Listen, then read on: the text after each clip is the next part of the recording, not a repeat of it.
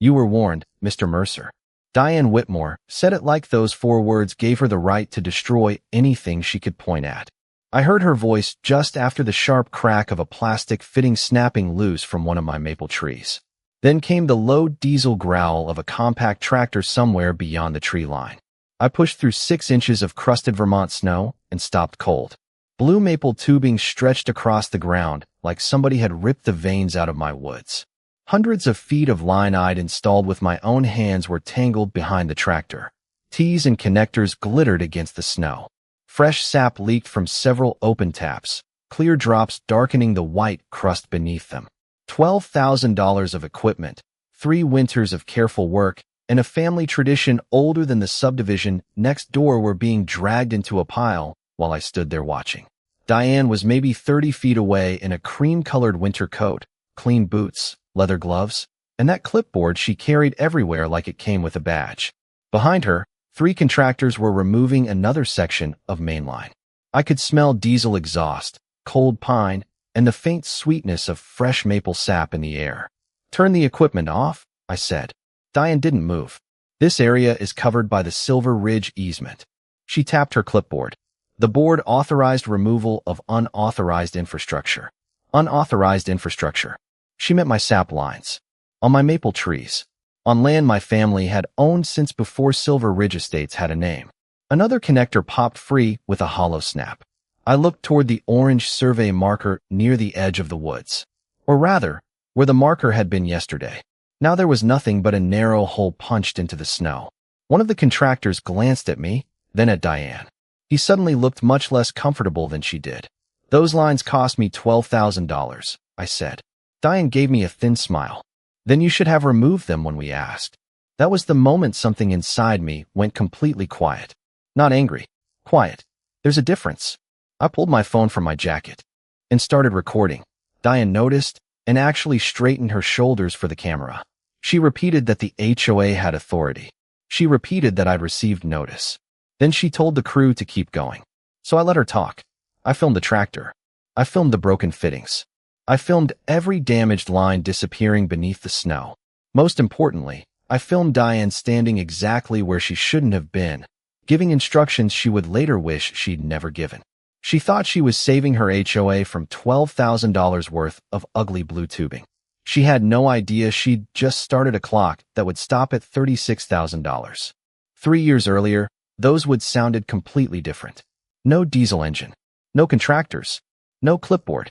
Just wind moving through bare branches and the soft metallic ping of an old galvanized sap bucket hanging from a maple tree. My father, Tom Mercer, had taught me to listen for that sound before I was tall enough to reach the tap without standing on an overturned milk crate. Our family had owned those 43 acres outside a small Vermont town for 3 generations, and every February, when daytime temperatures climbed above freezing and nights dropped back into the 20s, the woods came alive. Dad never treated maple season like some quaint hobby. It was work. Cold fingers, wet boots, frozen valves, long evenings boiling sap, and enough firewood to make your shoulders complain until spring. But it was our work. After Dad passed away, I kept the property even though my regular paycheck came from running a small heating and cooling business. Selling the woods would have been easy. Developers had been circling rural parcels around town for years, offering numbers Dad would have laughed at while quietly putting the letters back into their envelopes. I understood why he refused. Every trail had a memory attached to it. There was the sugar maple where he taught me how to set my first tap. The old stone wall where we ate sandwiches from a dented lunchbox. The sugar house still carried a mixture of wood smoke, warm syrup, and machine oil that could put me back at 12 years old before I even closed. The door. I wanted to keep that alive, but I also knew I could not spend every winter hauling hundreds of buckets through deep snow. So I modernized. I spent months mapping the healthiest trees and designing a gravity-fed tubing system that carried sap downhill toward the collection tanks beside the sugar house. I bought food-grade blue tubing, mainline, tees, taps, valves, support wire, and collection hardware. By the time everything was installed, my receipts totaled just over $12,000. I kept every one of them. That was not paranoia. Working in heating and cooling had taught me that if equipment has a serial number, a permit, a warranty, or an invoice, you keep the paperwork. I also photographed the installation as I went. Every section, every connection, every tree. I marked the routes on a property map and stored copies on my computer and in a thick folder in the workshop. At the time, I figured those records might help with taxes, insurance, or maintenance. I never imagined they would become evidence. For 2 seasons, the system worked beautifully. On warm March afternoons, I could stand beside the collection tank and hear sap trickling through the line while chickadees called from the branches overhead. Then Silver Ridge Estates appeared beyond my eastern boundary. First came survey flags, then excavators, then foundations, paved streets, decorative stone signs, and rows of expensive houses positioned to look toward the mountains. I did not mind the development. Their land was their land. Mine was mine. That seemed simple enough. Then, one October morning, I found a white envelope attached to my gate. Silver Ridge Homeowners Association was printed across the top. Underneath was the signature of a woman I had never met. Diane Whitmore, President. The letter was polite in the way expensive threats usually are. It informed me that my maple tubing was visible from several Silver Ridge homes and did not comply with the community's exterior appearance standards. According to Diane, the blue lines created what she called an industrial visual obstruction along a protected scenic corridor. I read that sentence twice while standing beside my mailbox with cold October rain ticking against my jacket. Then I looked across the road at my property, my woods, my trees, my tubing. The nearest Silver Ridge house sat almost 200 yards away. I folded the letter, carried it into my workshop, and placed it beside my property records. Then I sent Diane a short response explaining that I was not a member of Silver Ridge Estates and my land was not governed by their covenants. I attached a copy of my deed and assumed that would end it.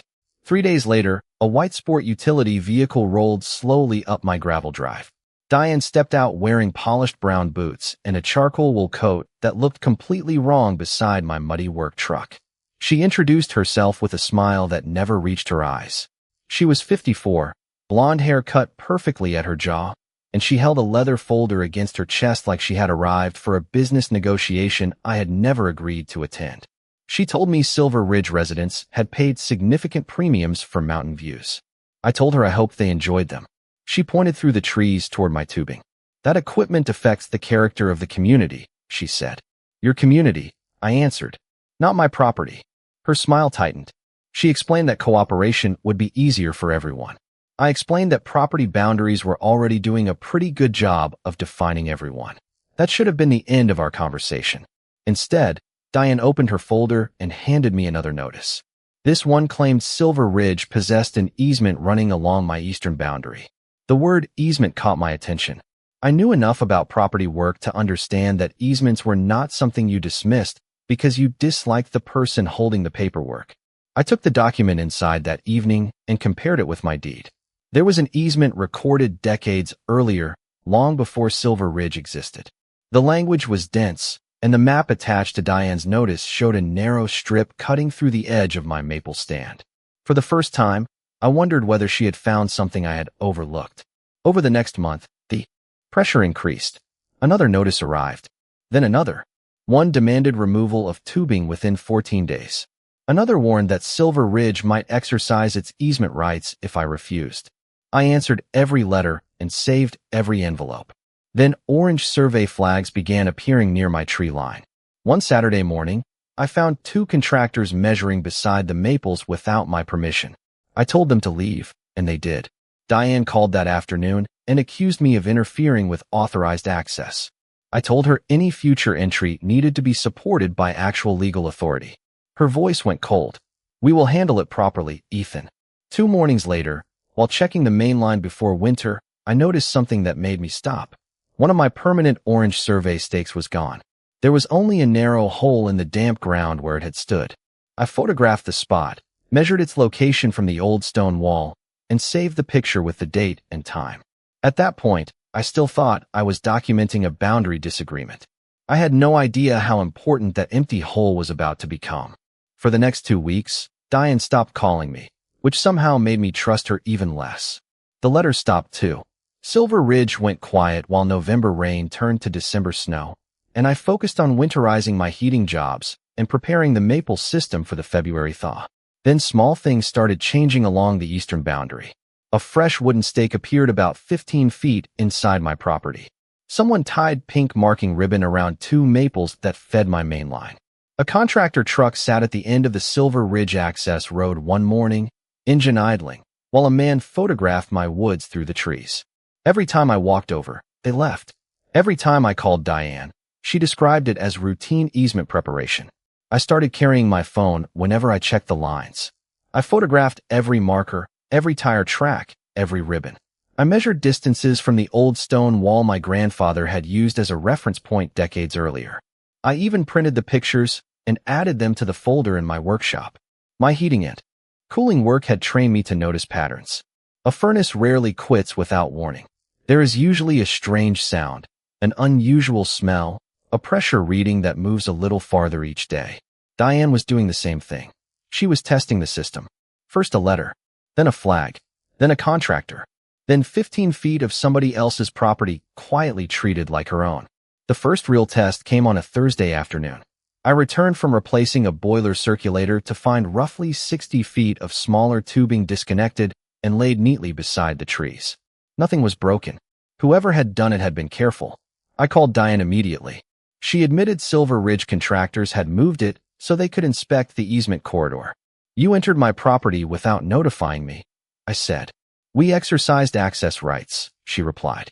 I could hear papers moving on her desk. Calm, prepared, put the tubing back. There was a pause.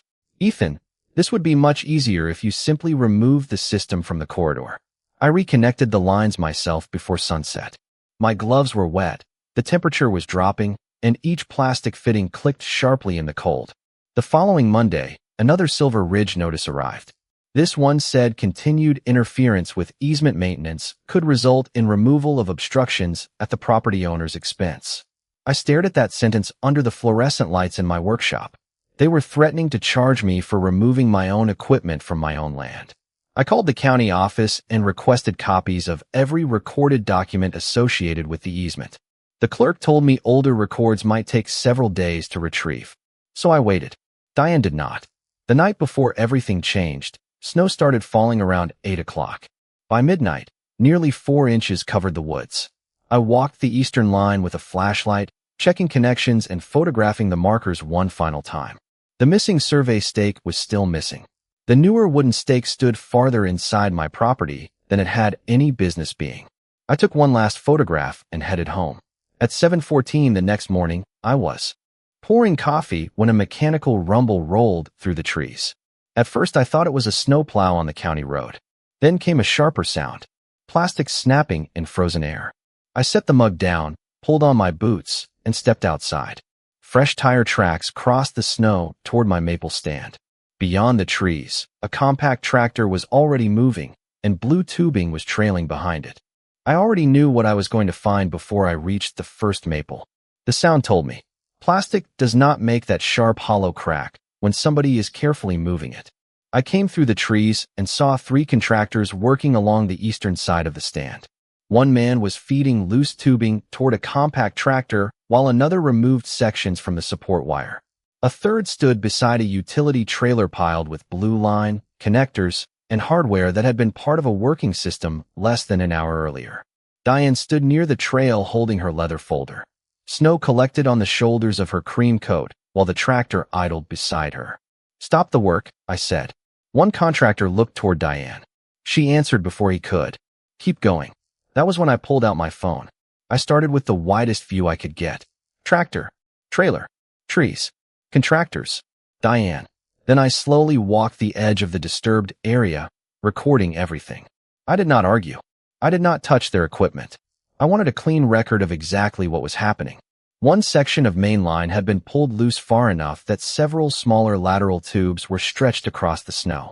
Clear sap dripped from open connections. A fitting near one maple had been removed roughly, leaving fresh marks around the tap location. I moved closer and filmed it. "You are recording private contractors," Diane said. "I am recording my property," I answered. She opened her folder and produced a document inside a clear plastic sleeve. "Silver Ridge is exercising its recorded easement rights. You received notice. Does that document authorize you to remove this equipment?" I asked. It authorizes maintenance of the corridor. That was not my question. For the first time that morning, her expression changed. Just slightly. The smile disappeared. Then she pointed toward the tractor and told the crew to continue. I kept filming. About 20 minutes later, a county sheriff's deputy arrived after my call. His tires compressed the fresh snow with a slow crunch as he pulled beside my truck. I showed him the property map. Diane showed him her easement document. He studied both, then looked across the woods at the disputed strip. His answer was frustrating but predictable. He could document what was happening, but he was not going to decide the scope of a recorded property easement beside a snowbank. That would require the county records, a survey, and possibly attorneys. Diane heard every word. I could practically see confidence returning to her face. By noon, the crew was gone. So was a large section of my system. The woods felt strangely empty without the blue lines running between the trees. That afternoon, an email arrived from Silver Ridge's attorney warning me not to reinstall equipment within the claimed corridor until the easement dispute was resolved. 2 days later, Diane stood at a homeowners association meeting and described the removal as a completed maintenance action. I knew because one of the residents, Caleb Price, called me afterward. Caleb lived near the eastern edge of Silver Ridge and had watched contractors enter my woods that morning. She told everyone the matter was settled, he said. I looked through the workshop window toward the bare maples. Maple season was approaching, and part of the system I needed was sitting somewhere in somebody else's trailer. For the first time, Diane appeared to have one. Then the county clerk called. The original easement documents I had requested were ready. I drove into town that afternoon, brought the records home, and spread them across my workbench beneath the fluorescent lights. The paper smelled old and dusty. I found the legal description first, then the survey reference. Then one sentence buried in the granting language made me pull my chair closer. I read it once. Then again. Diane had an easement. That part was true, but it was not the easement she thought she had.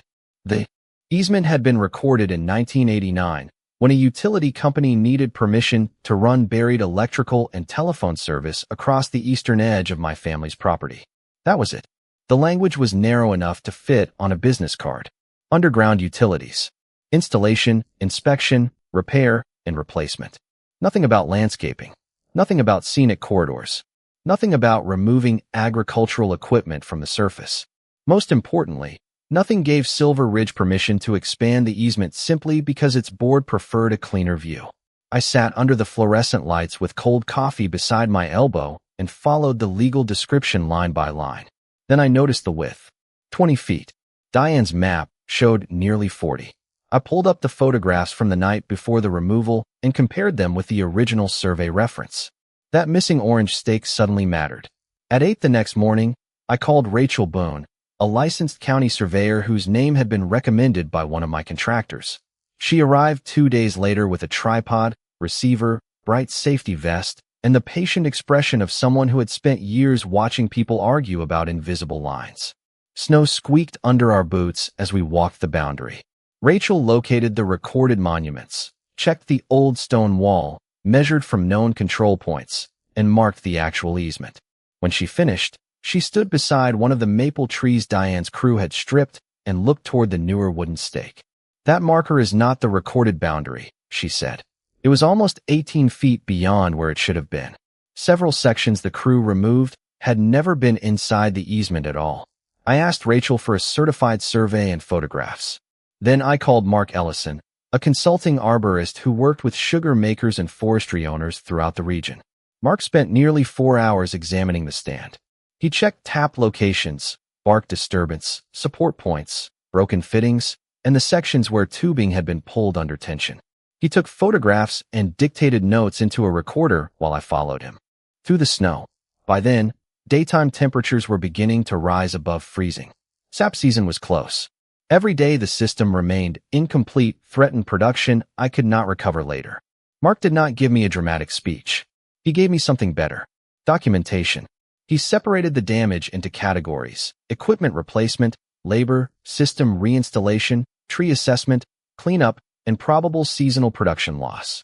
That evening, I spread everything across my workbench. My original receipts. Before photographs. After photographs. Rachel's survey. Mark's preliminary assessment. The deputy's incident report. Diane's notices. The attorney's email. Then I opened the video from the morning of the removal. I watched Diane tell the contractors to continue. I watched the tractor move through the snow. I watched myself ask whether her document authorized removal. Then something appeared near the edge of the frame. I paused the video. In the utility trailer, underneath a coil of blue tubing, was a narrow orange object covered with mud. I enlarged the image. My missing survey stake. I remembered the empty hole I had photographed weeks earlier, with its location, date, and time saved automatically. I did not call Diane. I did not send an angry email. I made copies of everything and contacted an attorney who handled property and insurance claims. When I finished explaining the situation, he was quiet for several seconds. Then he asked one question. Did the contractors know the boundary was disputed before they started? I looked at Diane's earlier notices, my written objections, and the photographs of those temporary markers. Yes, I said. They knew. That was when this stopped being an argument about blue tubing and started becoming a very expensive paperwork problem for Silver Ridge. My attorney's name was Daniel Reeves, and the first thing he told me was not to repair anything yet. I hated that advice. The first warm stretch of February was approaching, and every morning I could feel the season slipping away. But Daniel wanted the damage preserved long enough for the insurance adjuster to see exactly what Silver Ridge had authorized. So I waited. I walked the maple stand each morning with my phone, photographing the same damaged sections from the same angles. Snow softened around the tree trunks. Water began dripping from the sugar house roof. On warmer afternoons, the untouched lines started carrying sap while the eastern section remained silent. That silence bothered me more than the broken plastic ever had. Daniel built the claim like a contractor builds a mechanical system. Every piece had to connect. Rachel's certified survey established the actual 20-foot easement. The original deed established its limited purpose. My photographs showed where the permanent marker had stood before it disappeared. The video showed the orange stake sitting inside the contractor's trailer after the removal. Mark's report documented restoration costs and expected production losses. My invoices proved what the equipment had cost before Diane ever saw it. Then Daniel found the piece that tied everything together. One of the contractors, a man named Owen Parker, had written an internal work note before starting the job. His company produced it after receiving a formal preservation request. The note said property owner disputes boundary and recommends survey confirmation before removal. Below that was another entry made later that morning. Proceed per association president authorization. I read those words 3 times. Diane had not made an innocent mistake because nobody warned her. Someone had warned her in writing. Daniel sent Silver Ridge a formal demand package and copied the association's insurance carrier. We did not ask for $12,000. That number only represented the original equipment. By then the damage had grown into something larger. Replacement materials cost more than they had when I installed the system. Labor had to be scheduled during the busiest part of maple season. Several sections needed complete reconfiguration because the old support layout had been disturbed. Mark included tree evaluation and corrective work. My production records established what the damaged section normally contributed during an average season. Daniel added surveying expenses, professional assessments, cleanup, and documented lost production. The first estimate crossed $18,000. The next crossed $24,000. When the full restoration package was completed, the exposure was approaching $36,000. Diane responded exactly the way I expected. She called the claim ridiculous. At the next Silver Ridge meeting, according to Caleb, she told homeowners I was trying to profit from a minor maintenance dispute. That was her mistake. She was still arguing about tubing. Daniel was arguing about authorization, boundaries, documented losses, and an easement whose language did not say what she had claimed it said. A mediation session was scheduled for early March. The morning before it, I walked through the woods while freezing fog hung between the maples. I stopped at the empty hole where my orange survey stake had once stood. For months, that little hole had looked like evidence of how easily somebody could move a boundary marker and pretend the line had changed. Now Rachel's bright new survey marker stood beside it, exactly where the recorded documents said it belonged. I brushed snow from the top and kept walking. Diane had spent months trying to move a line on paper. The problem was that paper remembers where the line actually is. The mediation room smelled like burnt coffee and printer paper. Diane arrived 10 minutes early with Silver Ridge's attorney and a thick leather binder tucked under her arm. She wore the same calm expression she had worn in my woods, the one that said every disagreement was already settled because she had decided how it would end. Daniel and I sat across from them with 3 folders and my laptop. No speeches, no theatrics, just records. The insurance representative joined us a few minutes later, introduced herself as Susan Keller, and asked Daniel to summarize the claim. He started with the original easement from 1989, 20 feet wide, underground electrical and telephone utilities, limited rights for installation, inspection, repair, and replacement. Diane interrupted almost immediately. The association has always understood that corridor to include maintenance access. Susan looked at her. Access is not the question. Removal authority is. The room went quiet. Daniel placed Rachel's certified survey on the table. He showed where the recorded corridor actually ran, then compared it with Diane's expanded map. Several damaged sections sat completely outside the easement. Diane leaned forward. Those boundaries were not clearly marked. Daniel opened the next folder. There was my photograph of the original orange survey stake before it disappeared. Then the empty hole. Then the video still from the morning of the removal. The orange stake was visible beneath blue tubing in the contractor's trailer. Diane stopped turning pages. Daniel did not look at her. He moved to Owen Parker's work note. Property owner disputes boundary and recommends survey confirmation before removal. Beneath it sat the sentence that changed the temperature in the room. Proceed per association president authorization. Susan read it once, then looked directly at Diane. Were you advised there was a boundary dispute before you authorized the work? Diane adjusted the papers in front of her. I was advised Mr. Mercer was being uncooperative. That is not what I asked. I could hear the heating vent humming above us. Diane finally said she believed the association had authority. Daniel slid the easement across the table. Belief does not expand recorded language. Then came the numbers. Replacement tubing and hardware. Specialized labor. Surveying. Arborist assessment. Cleanup. Reconfiguration. Documented production loss during the damaged portion of maple season.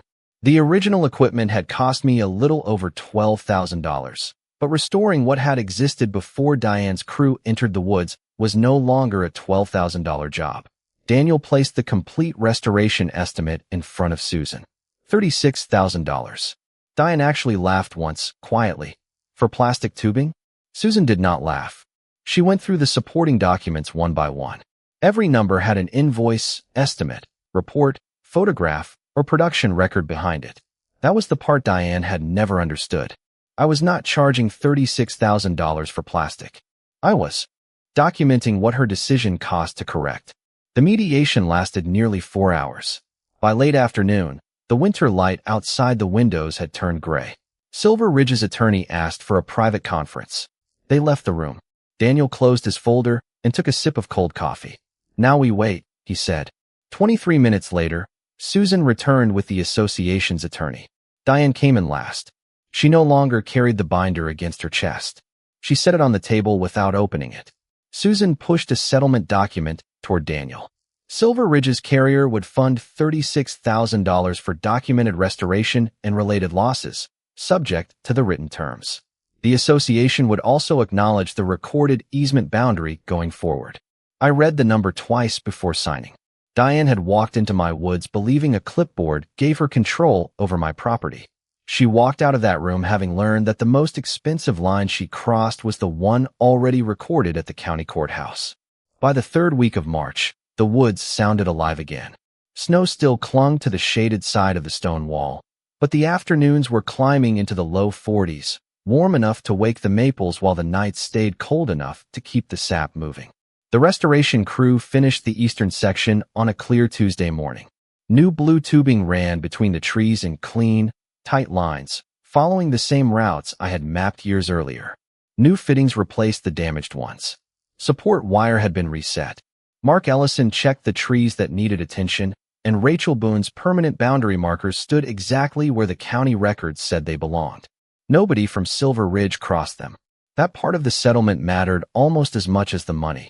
The association had acknowledged the recorded easement for what it actually was, not what Diane wanted it to be.